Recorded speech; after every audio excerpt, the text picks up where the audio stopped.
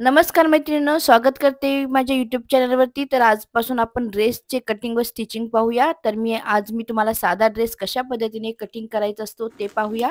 त्यासाठी मी पॅन्ट व ओढणीचे कापड आहे ते मी बाजूला ठेवलेलं आहे. आता फक्त मी टॉपची जी मापे कशा पद्धतीने टाकायचे आहेत ते शिकवणार आहे. तुमची मापे कोणतीही असू दे, तुमच्या मापाची किंवा कस्टमरच्या साईजची मापे घ्या व या पद्धतीने मी सांगते त्या पद्धतीने तुम्ही ड्रेसची मापे टाका. अगदी परफेक्ट पद्धतीने ड्रेस तयार होईल. तर पहिल्यांदा काय करायचं आहे, काटाला काट लावून घ्यायचा आहे व जे आहे ती एक फोल्ड मारून घ्यायचा आहे. आता अशा पद्धतीने मी एक फोल्ड केलेला आहे. त्याला पुन्हा एकदा आपण फोल्ड करणार आहोत. फोल्ड लावून पुन्हा आपण अगदी व्यवस्थित पद्धतीने म्हणजेच आपल्याला सीट घेर प्लस त्यामध्ये आपल्याला लुझिंग जे असतं ते 2 इंच एक्स्ट्राच ॲड करायचं आहे. अशा पद्धतीने मापे आहेत. ड्रेसची उंची 38 आहे, छाती 32 आहे, कंबर 24 आहे, शोल्डर आहे ती पूर्ण 13 आहे. अशा पद्धतीने सर्व मापे दिलेले आहेत. सीट घेर जो आहे तो 40 इंच आहे. तर आता उंची टाकण्याच्या आधी, मापे टाकण्याच्या आधी अशा पद्धतीने तुम्ही टाचण्या लावून घ्या. कारण ह्या ड्रेसला अस्तर अटॅच करायचं नाही आहे. फक्त अस्तर न अटॅच करता आपल्याला ड्रेसचे कटिंग करायचं आहे.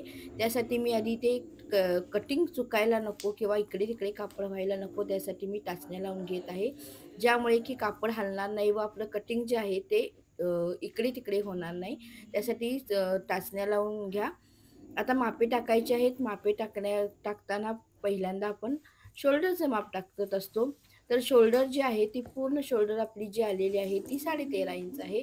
तर त्याचा आपण निम्मा भाग घेत असतो. तर निम्मा भाग जो आहे तो आपण पूर्ण म्हणजेच आपल्याला गळा जर पॅक बनवायचा असेल तर आपण निम्मा पूर्ण भाग घेतो.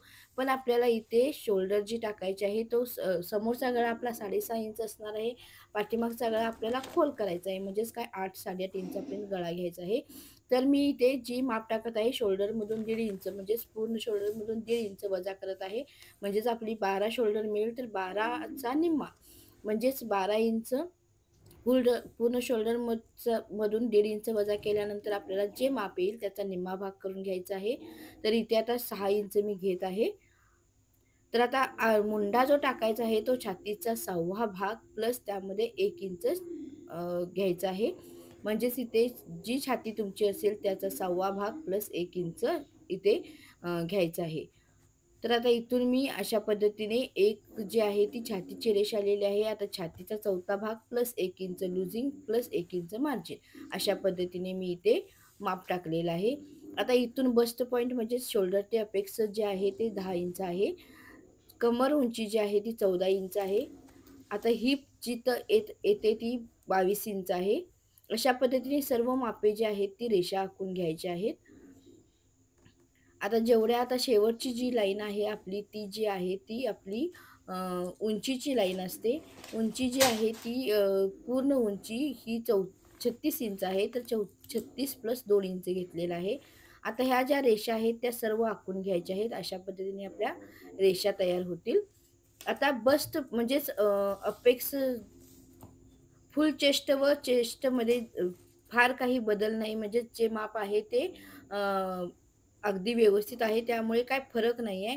त्यामुळे मी मापे जी आहेत ती फुल चेस्टची सुद्धा छातीचा 4था भाग प्लस 1 इंच लुझिंग व 1 इंच मार्जिन अशा पद्धतीने ठेवत आहे. कंबर जे आहे ते कमरेचा 4था भाग घ्यायचा आहे प्लस 1 इंच लुझिंग व 1 इंच शिलाई मार्जिन अशा पद्धतीने मापे टाकायची आहेत. आता इथे कमरेचा 4था भाग असणार आहे. आता इथे जे आहे ते छाती म्हणजेच फुल छातीचा 4था भाग प्लस त्यामध्ये आपण 2 इंच घेतलेला आहे. इथे छाती म्हणजेच आपला जो मुंड्याचा भाग येतो तिथे आपल्याला छातीचा 4था भाग प्लस 2 इंच घ्यायचा आहे. आता इथे शेवटची लाईन जी येणार आहे ती हिप आहे. तर हिपमध्ये आपण हिपचा 4था भाग प्लस आपण 2 इंच घेणार आहोत. तर आता हिप जी आलेली आहे ती 40 आहे. 40 प्लस आपण 2 इंच घेणार आहोत. म्हणजेच झालं किती तर 10.5 इंच इथे माप येईल. पूर्ण हिपमध्ये आपल्याला 2 इंच ॲड करायचं आहे.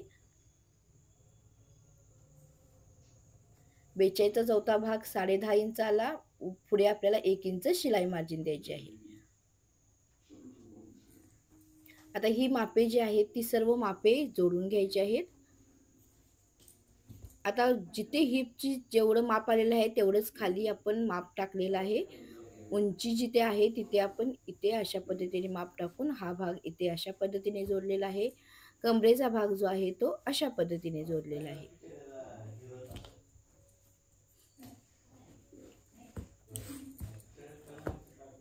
सर्व भाग अशा पद्धतीने जोडून घ्यायचे आहेत. जिथे आपण पॉइंट केलेला आहोत तिथे आपण जोडायचं आहे व जिथे आपला काटकोन म्हणजेच आकार आलेला आहे तिथे थोडासा गोलाकार द्यायचा आहे. आता 1 इंच म्हणजेच मुंड्याचा जो आकार आहे तो 1 इंचाने दिलेला आहे व आतला आकार पाव इंच आतून अशा पद्धतीने दिलेला आहे. आता इथे गळा घ्यायचा आहे, पण गळा मी याच्यावरती काढत नाही, कॅनव्हासवरती कट करणार आहे. त्यामुळे फक्त मी तुम्हाला इथे गळ्याचा आकार अशा पद्धतीने येईल फक्त दाखवत आहे.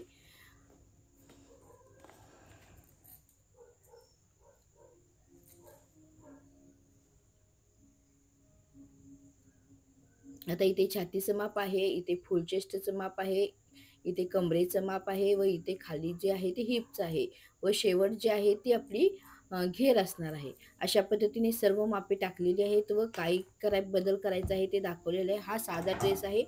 ज्यावेळेला आपण पुढचा ड्रेस शिवत असतो म्हणजेच की ज्यावेळेला आपण वेस्टर्न पद्धतीने शिकत असतो त्यावेळेला आपल्याला इथे टक्स घ्यायचा असतो म्हणजेच अगदी परफेक्ट पद्धतीने आपले ड्रेस बसत असतात. पण पहिला सुरुवात करताना मी तुम्हाला साधा ड्रेस दाखवत आहे की यामध्ये काय बदल असतो व त्यामध्ये बदल काय असतो हे तुमच्या लक्षात येईल.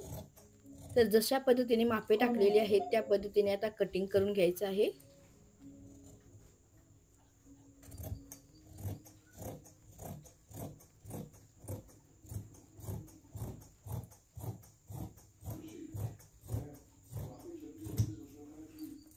आता इथे ड्रेसचं कटिंग तयार झालेलं आहे. आता फक्त एक पाठीचा भाग काढायचा आहे व समोरच्या भागाला फक्त जो खोलगट आकार आहे तो खोलगट आकार द्यायचा आहे. आता जो खोलगट आकार आहे तो अशा पद्धतीने ठेवून द्यायचा आहे आपल्याला. फक्त समोरच्या भागाला खोलगट आकार येणार आहे. इथे फ्रंट असं लिहत आहे मी. पाठीमागचा जो भाग आहे तो बॅक असणार आहे.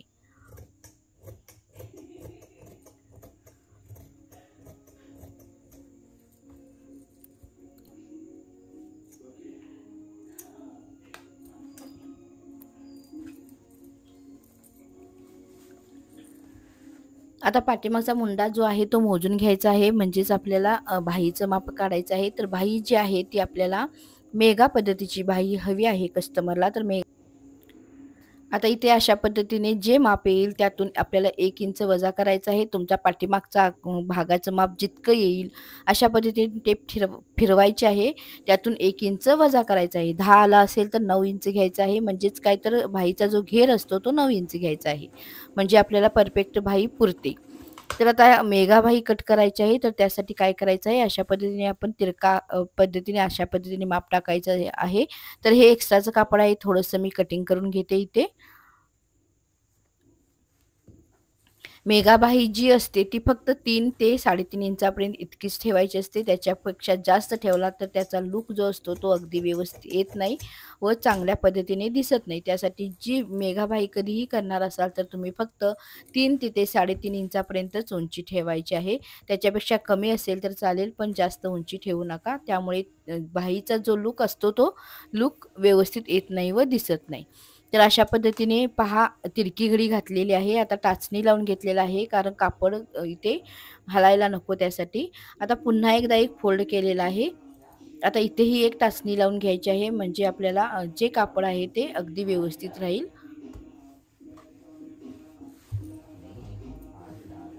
आता मी इथे अशा पद्धतीने ठेवत आहे. आता उंची जी आहे ती घ्यायची आहे तर उंची इथे मी 3.5 इंच घेत आहे. तर 3.5 इंचच मी घेतलेली आहे कारण उंची अजून कमी आहे. 3 इंचापर्यंत त्यांना हवी आहे तर मी 3-3.5 इंच उंची घेतलेली आहे. आता इथून पहा पाठीमागचा भाग 10 इंच आला होता वजा 1 म्हणजे 9 इंचाला मी ते खूण करून घेत आहे.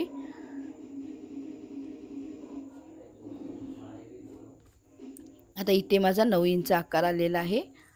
आता इथून मी सरळ 1.5 इंचाला एक मार्क करून घेते. इथून पुन्हा 1.5 इंचाला एक मार्क करून घेते व सरळ रेष आखून घेते.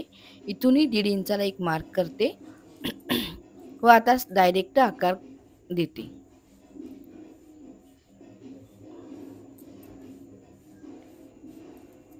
अशा पद्धतीने भाईचा आकार जो आहे तो पाठीमागचा व समोरचा तयार झालेला आहे.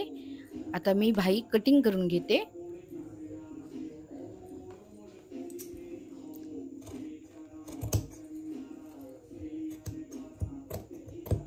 अगदी सोप्या पद्धतीने तुम्हाला ही पद्धत दाखवलेली आहे.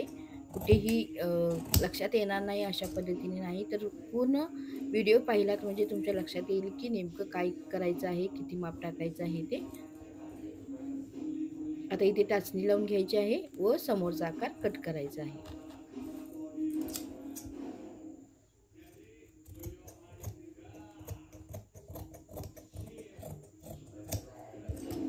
तर अशा पद्धतीने ही भाई कटिंग झालेला आहे. तर मी तुम्हाला एक टाचणी काढून दाखवते की कशा पद्धतीने आपली मेगा स्लीव कट झालेली आहे. तर पाहू शकता इथे अशा पद्धतीने ठेवायचं आहे व पुन्हा एक फोल्ड घालायचा आहे. अशा पद्धतीने आपली स्लीव तयार होईल.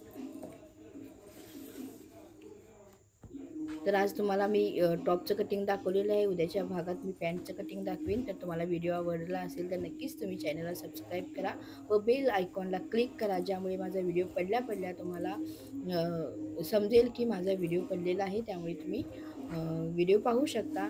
तर नक्कीच तुम्हाला माझे व्हिडिओ आवडत असतील तर तुम्ही चॅनलला सबस्क्राईब करा, लाईक करा व शेअर करा. उद्याच्या भागात आपण पॅन्ट कटिंग पाहूया. थँक्यू.